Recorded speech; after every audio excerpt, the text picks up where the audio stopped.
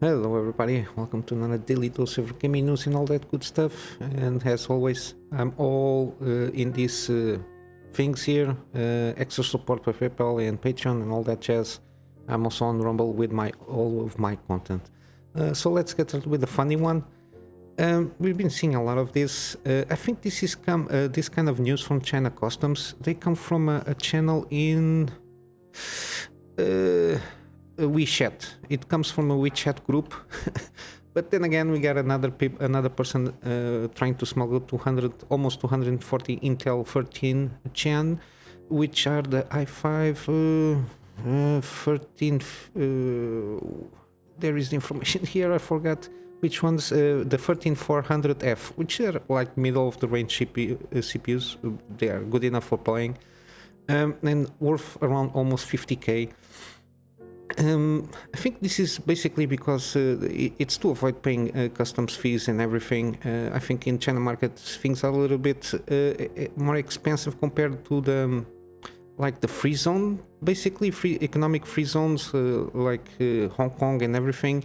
But yeah, I think this is why a lot of people have been catching with these kind of things.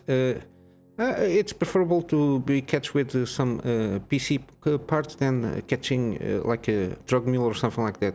It's way worse if you can. But that's another issue, another rant for another day. But yeah, we are seeing this like last week or something. We got the SSD guy in the like the motorpad or something, what it calls. But yeah, it's a funny one. Not much else to see here. And for sure, in the coming days, we will get another one. We got ourselves on hardware the ASRock from the A620 boards here from AF5. I don't know why they tell here budget board with DDR5 memory. The AM5 platform only supports DDR5. I don't know what kind of logic is here. I don't know why people will think otherwise, but okay. It's a very bare bones, at least this one. The photos we have here from ASRock's, not much of USBs, basically just, this is a micro ATX, I think. Micro mini ATX, micro ATX form factor, so very bare bones stuff here. Not a lot of USBs here. We got the video output from the iGPU.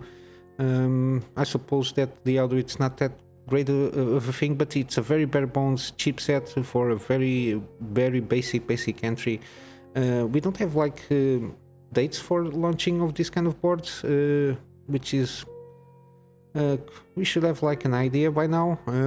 We don't see no heatsinks here, nothing, very bare bones, just one PCI Express 16 here, two DDR slots only, and basically two SATAs for extra storage. I think we got here one here and another here for M.2s, and I think we got here a thing for Wi-Fi, which is something I don't recall seeing it, but I think you can put like a Wi-Fi stuff here, which is interesting. Wi-Fi antenna or something like that. But yeah, basically this we don't have like a date for this or even prices, but it's good to see that they are in the wild or taking in account that this is real.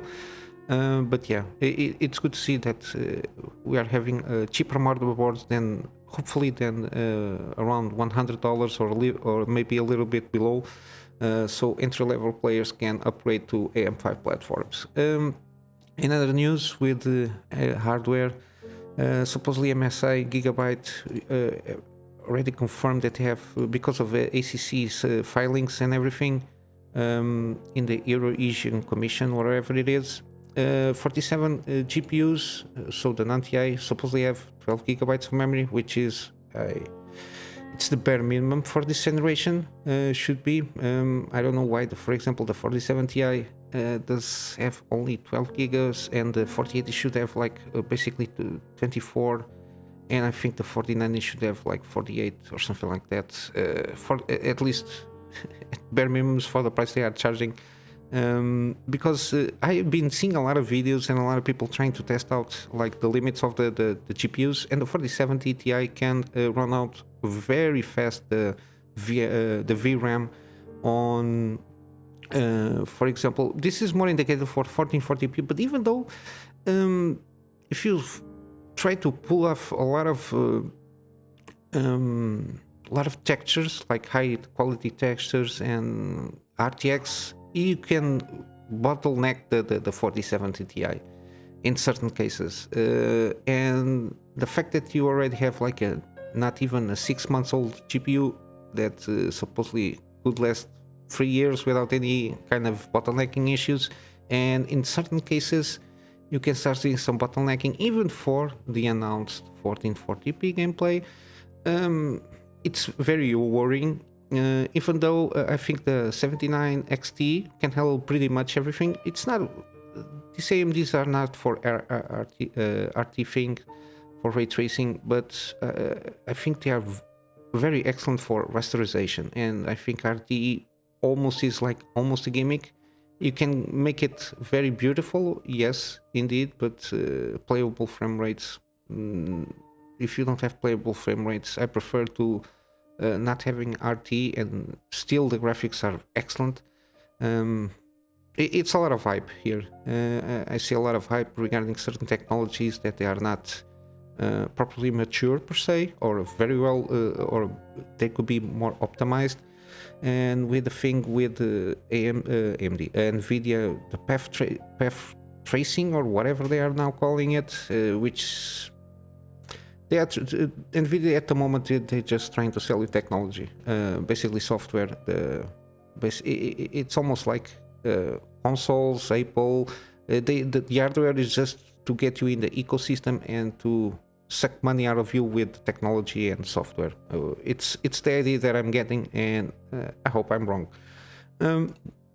Continuing with some good news, the 7800 X3D 3D appears to be on SiSoftware website, so supposedly people are already, the reviewers are already testing the CPU, which is good enough.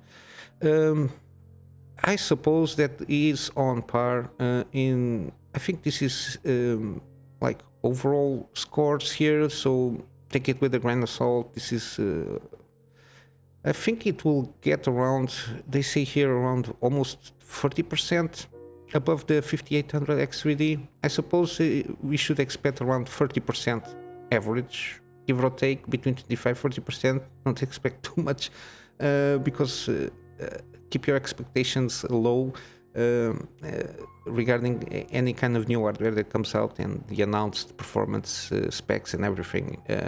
But seems in a good way. The only thing that I'm worried a little bit, it's the price here, but it's in between the 77.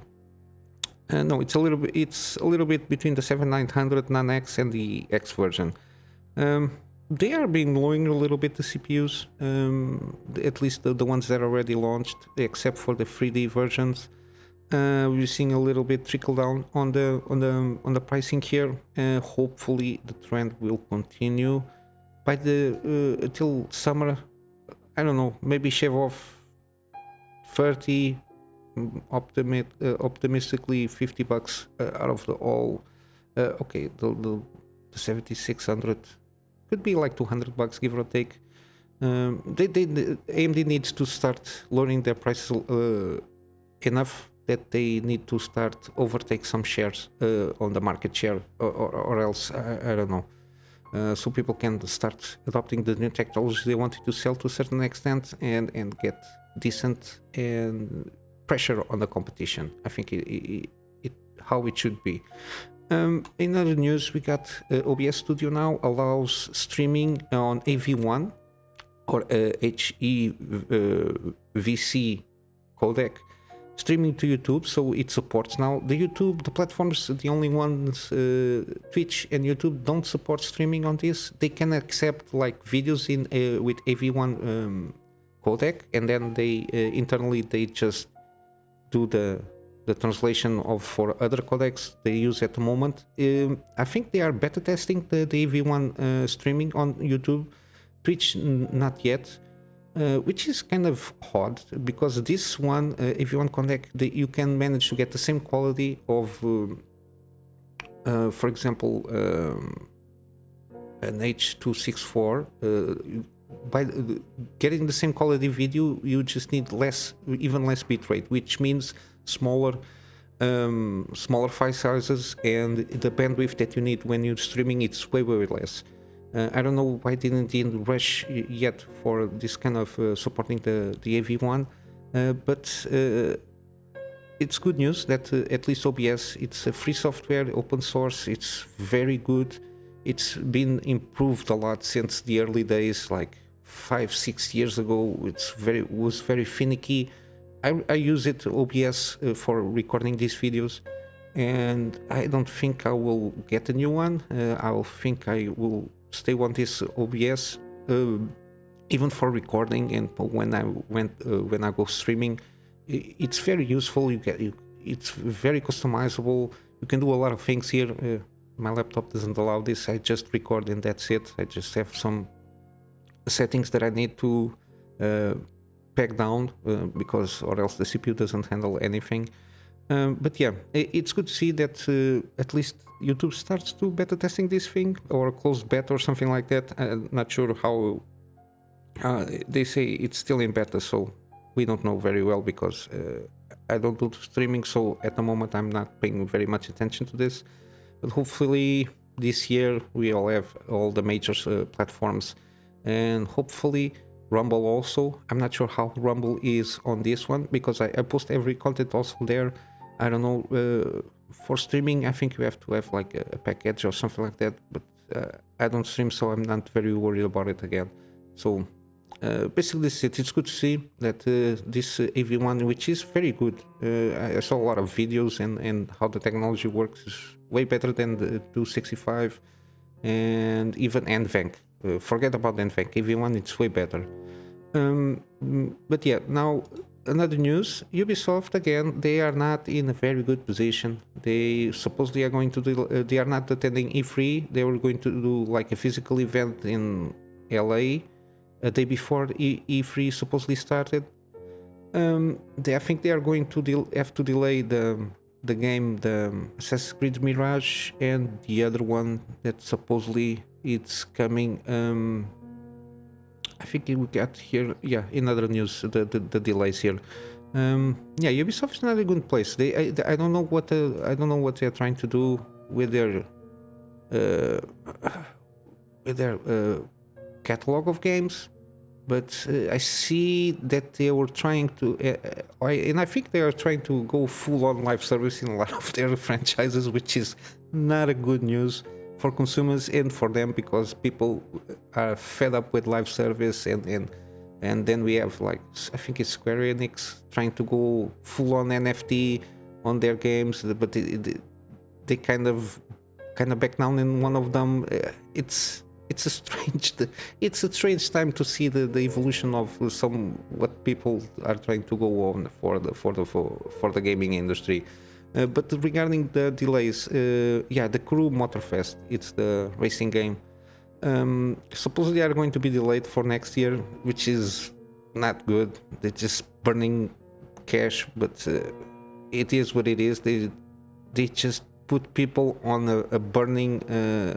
The people are burned out of their games, because when you try to pull all your franchises in the daily, sorry, it seems daily, but in the early release state, people will get fed up, because it can work on like FIFA or something like that, because it's sports. You have like different players, they get the transfers, some players retire, some newcomers come, so you can justify that to a certain extent.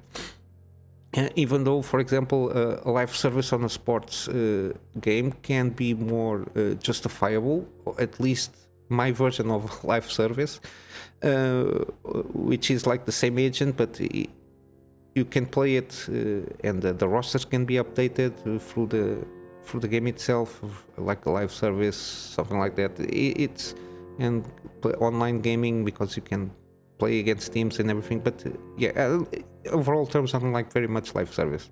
But yeah, it can be justifiable. So we'll see how it goes. I don't know how they're going to get out of this entanglement of their franchises, Ubisoft, because you have Assassin's Creed, the Far Cry one, the Crew, which supposedly going to be a big one, for the driving one, and I'm not sure which, like, I don't even know a lot more. They have the Skull and Bone stuff, which is like a spin-off of Assassin's Creed Black Flag. I don't know. We'll see how it goes, but at least expect some delays, even though this is a rumor for Ubisoft games.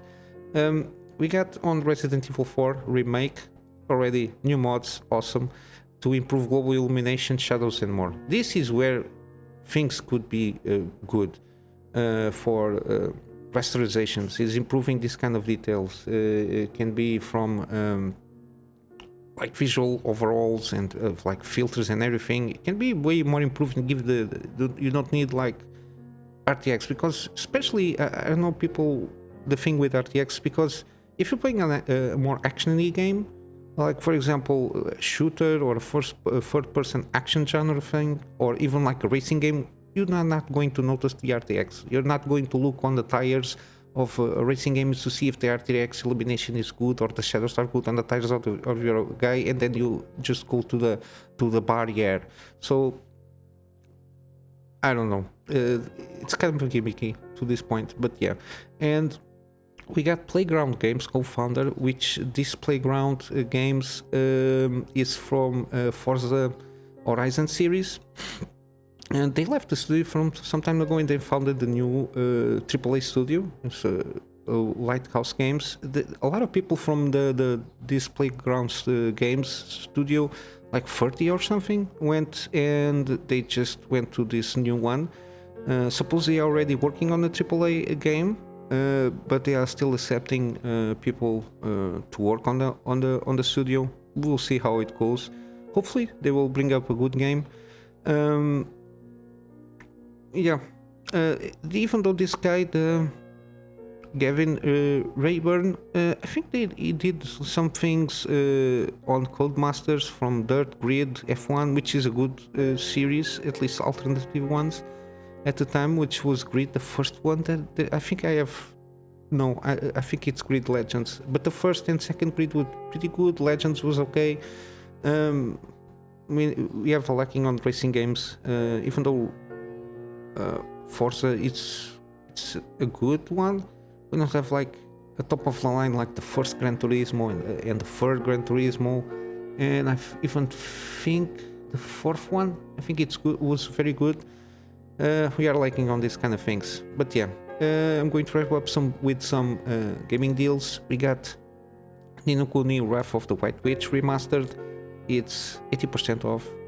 It's then we have the sequel, which is the Revenant Kingdom. This is the White Witch remastered, so it's a remastered from the first one.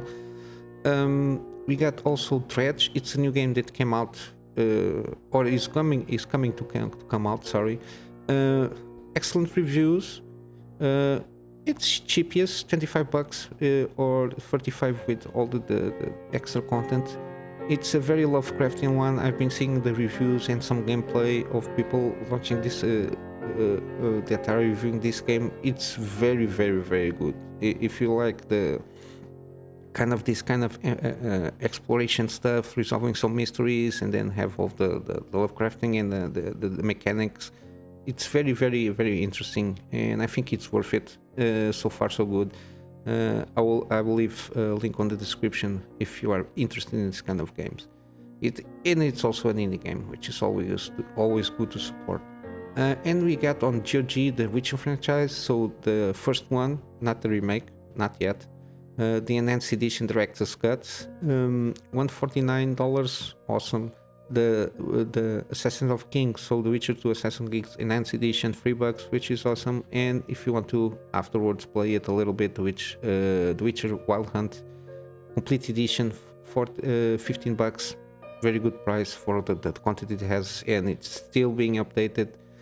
And basically this is it for gaming deals. But yeah, I advise you to play, if you can play the Witcher, the first one. It's a little bit rough on the edges, but you can see the evolution then when they went to Witcher 3, and then finally the GOTY of basically the RPG. It's basically now a benchmark on RPGs, how they're going about it. You can see the evolution. It's very interesting. I play all three. The first one, when it came out, it was very good at the time, but very rough around the edges in terms of mechanics and how it works. I don't know if it can be improved with mods. I don't know if there are mods on The Witcher 1. I know they are on The Witcher 2, and of course on The Witcher 3 there is plenty of them. And I'm going to wrap up for today, or else we're going to get here all day with my Go Get Funding. You know what to do. Better more content for my private accounts, and then for my free spare time doing my things that I'm doing at the moment, and then expand more on the future. And I will leave you here. I hope you have a wonderful day. I will see you in the next one. Till then, Kunamy Master out.